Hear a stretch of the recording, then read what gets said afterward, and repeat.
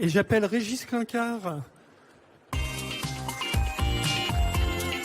fondateur et gérant de l'agence Cassius Clay Communication, qui va nous répondre à une question existentielle. Les GPTs Custom vont-elles tuer les agences de com événementielles? On peut dire que c'est quand même existentiel. Bonsoir, bonjour, Régis. Alors, agence, c'est un bien grand mot, parce qu'en fait, je suis freelance, comme Benoît. Donc, je travaille pour les agences, beaucoup. Déjà répondre à une première question, notamment pour les personnes pour qui le titre de ton intervention serait un peu nébuleux. C'est quoi GPT Custom? Oui, alors, un GPT Custom, c'est un chatbot, donc avec lequel on va dialoguer comme ChatGPT que vous venez de voir avec Benoît. Si ce n'est que vous l'avez dédié à une tâche spécifique, d'une part. Donc on va voir quel type de tâche spécifique. Donc ça repose sur la technologie de ChatGPT 4. Donc c'est des programmes que vous pouvez développer vous-même extrêmement facilement. Et par ailleurs, l'objectif, c'est qu'il n'y ait pas besoin de compétences de prompting, c'est-à-dire d'apprendre toutes les techniques qui permettent d'interroger ChatGPT. C'est-à-dire que ça a été déjà préprogrammé pour que toutes les instructions un peu, complexes qu'on peut avoir et qui s'apprennent, soient déjà rentrées dans la machine. Donc vous n'avez plus à le faire vous-même et du coup c'est extrêmement simple d'utilisation. Est-ce que tu peux nous donner des exemples? Alors on va faire des exemples en live en espérant que tout fonctionne bien. Donc j'ai plusieurs GPT que j'ai créés, dont certains pour l'événementiel. Donc par exemple Team Builder permet de générer automatiquement des team building sur mesure. Enfin des idées de team building et leurs déclinaisons diverses. ScénoStarter permet de générer des idées de scénographie pour des événements. Voilà, Brief Client Expert permet d'analyser un brief client. Redact Brief de rédiger des briefs pour des prestataires. Voilà, donc c'est des GPT dédiés. Donc on va faire un premier exemple, si tu veux aller dans la salle. Alors Team Building Roulette, c'est pour s'amuser un peu, c'est pour avoir des team building totalement aléatoires, mais en général c'est pas ça qu'on cherche. Donc on va cliquer, donc là vous voyez on est sur une interface qui ressemble, qui est typiquement celle de ChatGPT, sauf que je l'ai customisée. Donc c'est indiqué dessous, créer des team building sur mesure. Donc je vais cliquer sur créer un team building, et donc il va commencer à me donner des instructions.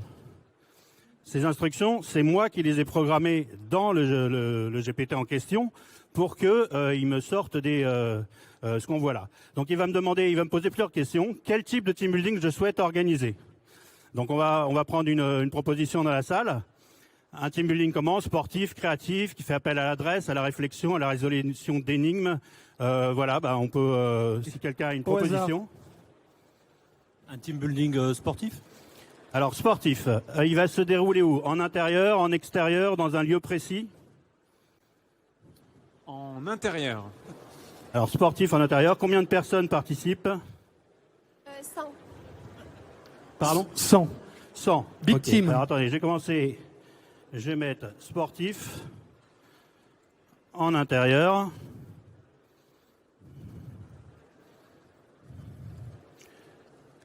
Sans personne. Vous voyez les autres questions qui posent.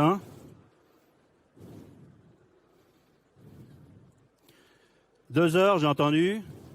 2 heures. Sur le thème du cirque.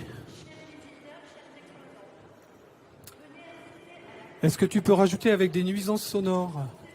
Avec des nuisances sonores. Voilà. Bien sûr.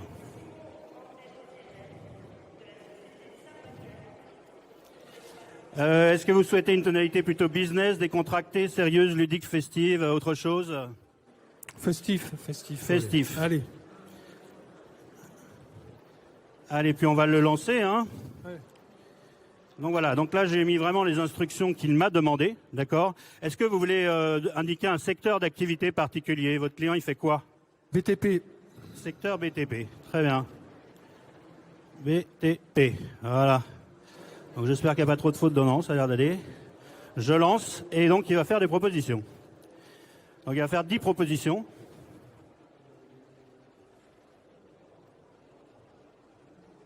Donc comme vous voyez, c'est en direct avec les données qu'on vient de rentrer. Voilà, donc on a bâtisseur de rêve. À chaque fois, il donne un titre à son team building.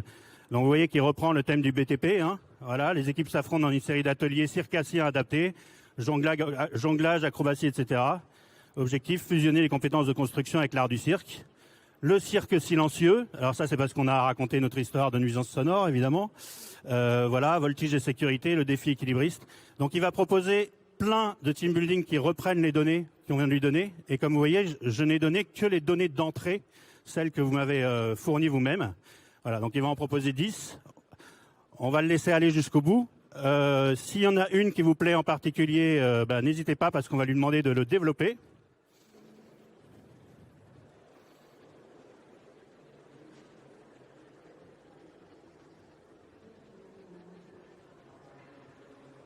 Alors on arrive au bout. Hein? Ouais. Donc, il fait son petit résumé toujours à la fin. Ça vise à renforcer l'esprit d'équipe, etc. Souhaites-tu que je développe l'une de ces idées plus en détail ou préfères-tu explorer d'autres options? Donc, je vous propose parmi les propositions qu'il a faites, de lui demander d'en développer une. Le cirque silencieux. C'était laquelle? C'était la 2. OK. Donc, on va lui demander de développer la 2. Hop. Et là, il va développer le cirque silencieux. Donc, il va vous construire de manière assez fouillée, si tout se passe bien, ce team building. Donc voilà, renforcer la communication non verbale et la cohésion d'équipe dans un environnement festif, malgré des nuisances sonores, grâce à des activités de type cirque. Voilà, il donne les informations et ensuite, voilà, accueil et briefing. Donc tout le déroulement du team building, étape par étape. On va enchaîner, mais de toute façon, ça continue de s'afficher.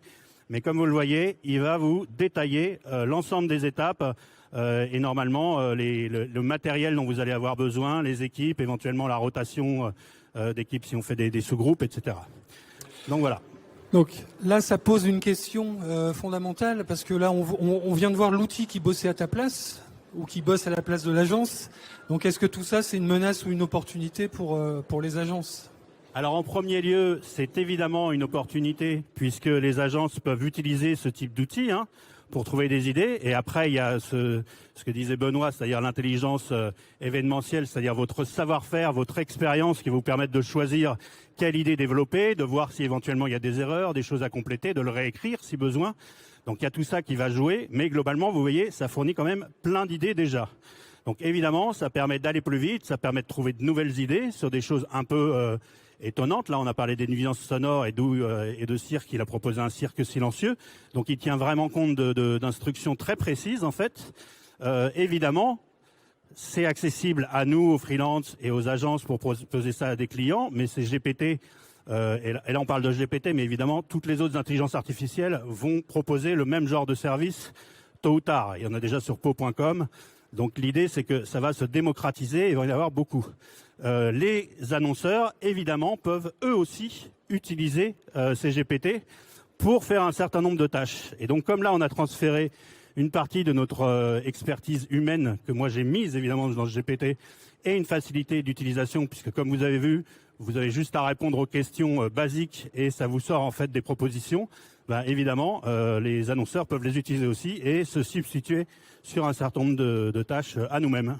Est-ce que ça veut dire qu'il y a des tâches qui sont plus menacées au sein des agences, et notamment les tâches créatives, et que finalement, on ne resterait peut-être que la régie opérationnelle? Exactement ça, c'est-à-dire que tout ce qui est tâches rédactionnelles, d'organisation, donc prod, logistique, de réflexion, tout ça, ça peut en fait passer dans des GPT comme ça dédiés. Donc je vous rappelle, il y en a qui rédigent des invitations. Moi, c'est ceux qui comparent des devis. Donc ça, c'est des GPT que j'ai créés moi, mais évidemment, il va s'en créer d'autres et d'autres gens vont en créer. Les agences vont créer leur propre GPT interne aussi avec leurs propres données. Et effectivement, ce qui n'est pas mécanisable comme ça, c'est tout ce qui est opérationnel terrain. C'est-à-dire que le traiteur, le montage de stand, la technique visuelle son lumière qu'on a autour de nous, tout ça, les hôtesses, ça, c'est des choses qui ne sont pas remplaçables. Le problème, c'est que c'est aussi des prestations que les agences, en général, sous-traitent à des prestataires, et donc que le client peut potentiellement, l'hébergement, les hôtesses, le traiteur, tout ça, prendre en direct. D'ailleurs, ils le font déjà partiellement. Donc effectivement, à terme, on est un peu menacé puisqu'il y a toute une série de tâches que les clients peuvent ne plus nous confier et prendre en direct. Du coup, que faire? Comment se prémunir face à... Parce qu'il peut y avoir un côté disparition des dinosaures, là. Alors effectivement, c'est, comme on le dit, une sorte de menace. Et par rapport à ça, il faut que les agences réagissent. Et en gros, il y a trois grands scénarios envisageables. Donc le scénario noir, le plus désastreux, évidemment, c'est vraiment le remplacement. Hein. Donc d'où le titre sur est-ce que ça va tuer les agences événementielles. Effectivement, c'est les clients, finalement, décident de faire à notre place un certain nombre de tâches qu'elles ne confient plus aux agences et du coup, effectivement, qu'elles ne rémunèrent plus non plus. Hein, ça va ensemble. Le scénario intermédiaire, qui est à mon avis un peu plus probable, c'est qu'ils vont dire, les clients et notamment les services des achats, vont pouvoir nous dire bon ben ok, mais par exemple sur la rédaction en chef, je sais que vous n'avez plus besoin de 20 jours pour préparer cette convention, vous allez me vendre que 6 jours. Parce qu'avec l'IA, moi je l'utilise, je sais que ça va vite, vous pouvez aller beaucoup plus vite. Donc évidemment, ça veut dire qu'on travaille moins longtemps. On travaille moins longtemps, l'agence marge moins sur ses prestations et elle gagne moins d'argent.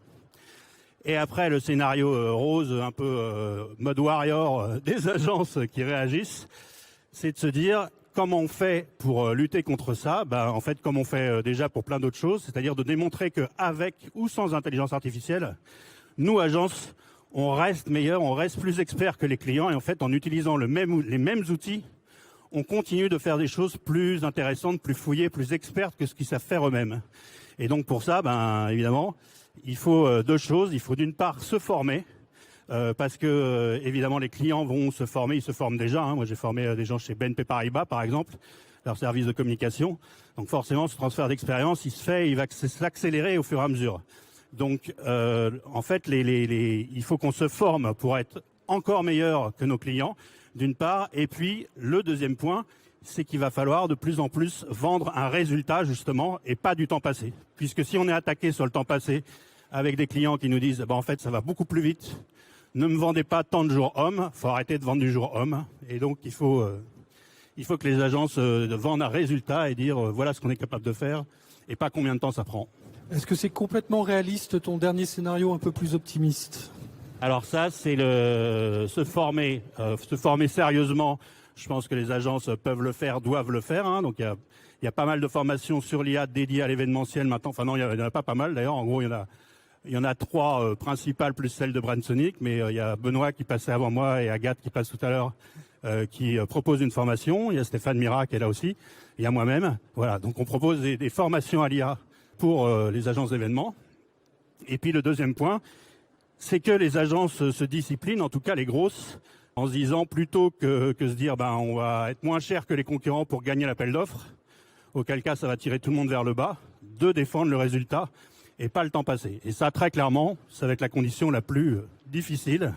Donc pour les agences qui sont là, si vous voulez continuer de gagner pas mal d'argent et pas réduire beaucoup vos marges en fait sur vos OP, vous savez ce qu'il reste à faire. Il nous reste 2 minutes. Est-ce qu'il y a une question, un commentaire dans la salle?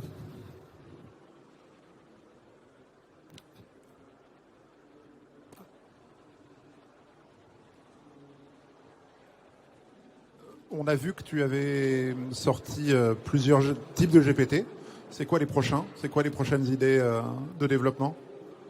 Alors le prochain qui n'est pas encore totalement prêt, c'est vraiment pour analyser les briefs clients, donc poser les questions complémentaires, trouver des premières idées, résumer le brief pour pouvoir le transmettre à des prestataires, etc. Donc ça, c'est celui sur lequel je travaille. Il y en a un autre sur lequel je travaille qui est un comparateur de devis qui pour l'instant ne fonctionne pas complètement. C'est-à-dire que ça compare très bien des fichiers PDF, mais pas des Excel. Alors des fois, on a des devis en Excel. Par contre, quand ça fonctionne, c'est hyper bien. C'est-à-dire qu'avec des tonnes de données, c'est capable d'aller chercher, de dire voilà les différences entre les trucs, et pas que sur l'aspect prix, parce que c'est assez simple, évidemment, de nous sortir tel truc est plus cher que tel autre, et donc sur tel poste. Mais ça permet de dire aussi, ça va permettre une presta plus qualitative, parce que, n'importe quoi, sur une presta audiovisuelle, il y a plus de caméras avec de l'humain derrière que de caméras automatiques, ou des choses comme ça. Voilà, donc c'est vraiment une analyse en profondeur, et voilà pour les prochains. Merci beaucoup, Régis. Merci beaucoup.